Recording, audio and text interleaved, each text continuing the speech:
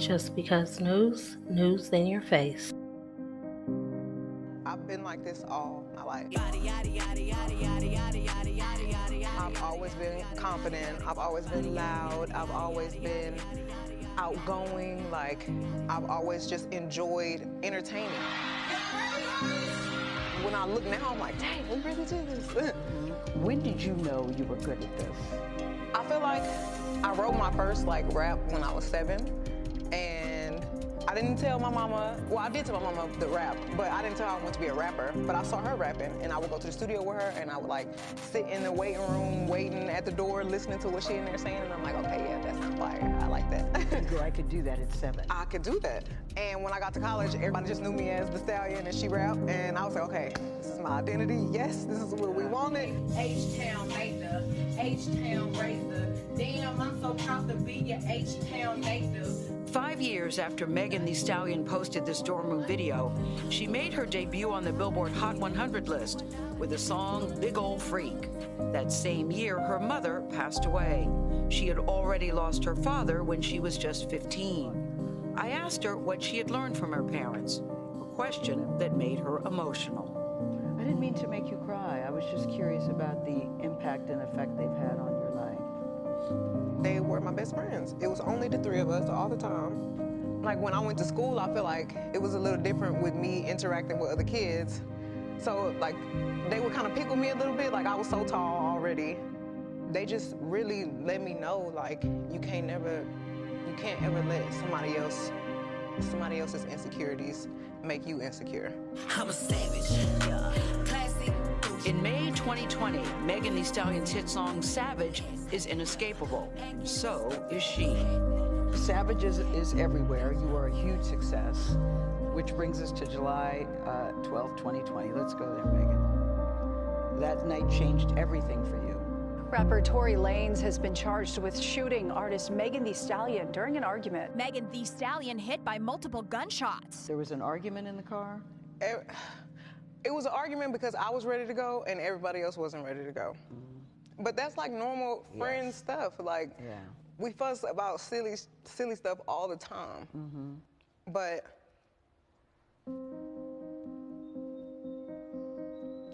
I never put my hands on anybody.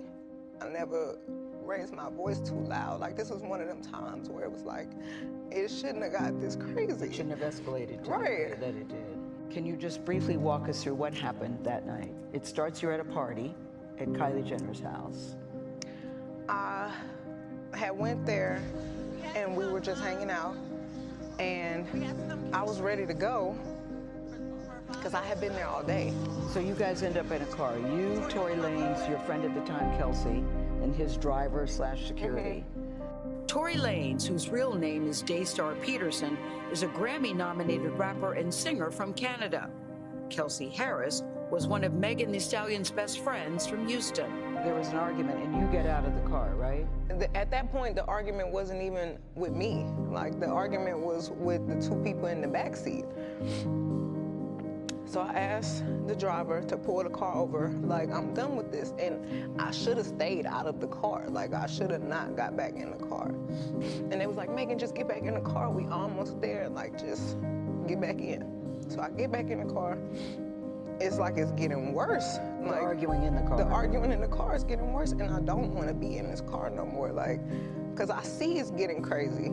So I get out the car, and it's everything happens so fast. And all I hear is this man screaming. He said, dance. And he started shooting. And I'm just oh my God. He shot a couple of times. And I was so scared. In the car, shooting from the car, Megan? He is standing up over the window, shooting. And I didn't even want to move. I didn't want to move too quick. Because I'm oh my God, if I take the wrong step, I don't know if he can shoot something that's super important. I don't know if he could shoot me and kill me. Were you afraid for your life at that time? I was really scared because I had never been shot at before. And I looked down at my feet because I wasn't even The adrenaline is pumping so hard. I'm not sure if he hit me. Like, I feel it, but I don't understand what's happening. So I look down at my feet and I'm like, oh my God, like I'm really bleeding. So I like drop down and I crawl in somebody's driveway. Like, I can't believe you shot me.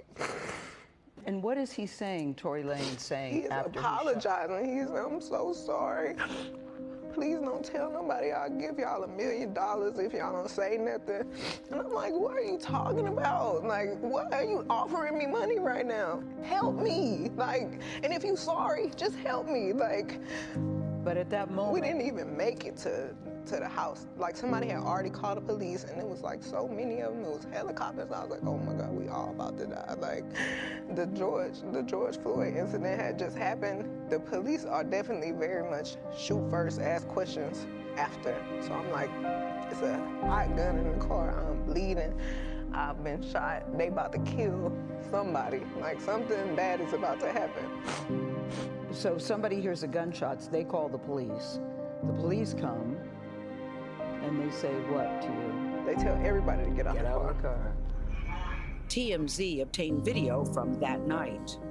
And then you could see the footage of me in the swimsuit, limping backwards, feet bleeding. And they say to you, what happened here?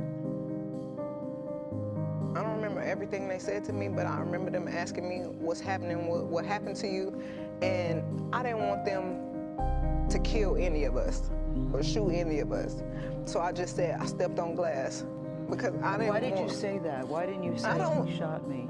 I didn't, for some reason I was just trying to protect all of us because I didn't want them to kill us. Like, even though this person just did this to me, my first reaction still was to try to save us. Like, I didn't want to see anybody die. So I just said, I stepped on glass. So when I see people trying to use that against me, like trying to act like I'm lying, oh, she stepped on glass, she never got shot. I'm the one who said I stepped on glass. I was lying to protect all of us. And sometimes I wish I really would have never said that. You wish you would have just told the truth. I wish I would have told the truth, but if it saved all of us from dying, then that's just probably what it was meant to be. So when you told the police you stepped on glass, did they believe you? I don't know. So how did you go from the glass, did you go to the hospital? So right they after took that? me straight to the hospital, and the police questioned me, and I said it was just glass. You still stuck with that I story? stuck with it was glass. And right as the officers were like, okay, we done with this, we leaving, the doctor came in and he was like, you know, you got bullets in both of your feet. Like, you got fragments in this foot, and it's like right on the back of your Achilles. And I'm like... There is a medical report that says that there were bullets, that you had been shot. And the medical report also says that to this day you still have bullet fragments in my feet. And there are still many people, as we sit here today, Megan, that don't even believe you were shot. There is a hot gun in the car. Yeah. What else? What happened? In text messages obtained by CBS News, Kelsey Harris, the other woman in the car, texted Megan's security guard saying, "Help, Tory shot Meg." I really thought that we were all friends. And sometimes I feel like I put the blame on myself because when my mom passed, I just felt like I was looking for some type of family environment, and I was letting so many people in, and I didn't care who it was. I just wanted to feel like I got family and I got people that care about me, and just I could hang out with everybody, and I was just going through it. What was the nature of your relationship with Tory Lanez? Because he has led people to believe that it was a sexual relationship, that it was that you two were dating. What was the nature of We were not dating. We were really close. We were friends. We hung out like every day. And his mom passed too. So when I felt like we were bonding over that. And did you have an intimate relationship with him? Like sexual? Yeah. Megan, did you have a sexual relationship with Tory Lanez? Yes, that's my question. I didn't have a sexual relationship with Tory. So why do you think he's putting out the story that the two of you had a relationship and that you're making the whole thing up? I think that he is trying to deflect from the fact that he committed a crime. Tory Lanze pleaded not guilty to assault and weapons charges related to the shooting. We asked his attorney about Megan's allegations in this story. She responded that they look forward to addressing Ms. Pete's claims, including her inconsistencies, discrepancies, and omissions when his case goes to trial later this year. How has your life changed since you were shot? I feel like my anxiety is worse. I feel like my relationship with people it's gotten very cold because I'm not as trusting as I used to be. I was going to ask you, is it hard for you to trust people? Like, I've got this wall and I don't want to make any friends, and I'm trying to be as nice as I can to everybody. New people, I probably don't even hold a conversation longer than 30 minutes because I feel like every time I'm talking, I'm like on the verge of tears, and I don't want to have to explain to strangers why I'm crying. Yeah. Half the time I just want to pick up the phone and call my mama and be like, what do I do? Like, it's too much. I feel crazy. I'm sad, and I feel like I have to hold it in because I have to be strong for so many people. What do you say to people that still don't believe that you were actually shot? I don't think any of this is for them. Like, it's for me. Like, I know this happened to me. And I'd rather it play out in court and the facts come out and everything comes out than me having to plead my case. And I'm a victim. Like, I'm the victim. Like, I'm not defending myself against anything. Like, something happened to me. And following a pretrial hearing earlier this month, Tory Lanze was taken into custody and later released on bail. A judge ruled that he had violated protective orders, including one that prevents him from sharing information obtained through the criminal proceedings. An attorney for the other friend in the car that night, her name is Kelsey Harris, he told CBS News, "My client is a private person, does not wish to make a public statement at this time," and added, "I can assure you that my client has not been paid a dime by any party involved to remain silent, as suggested in social media posts."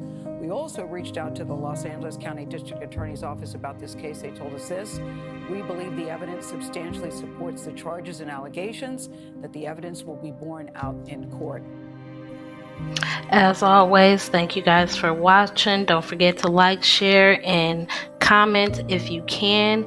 And don't forget to subscribe and hit that notification bell so you'll be alerted whenever I upload.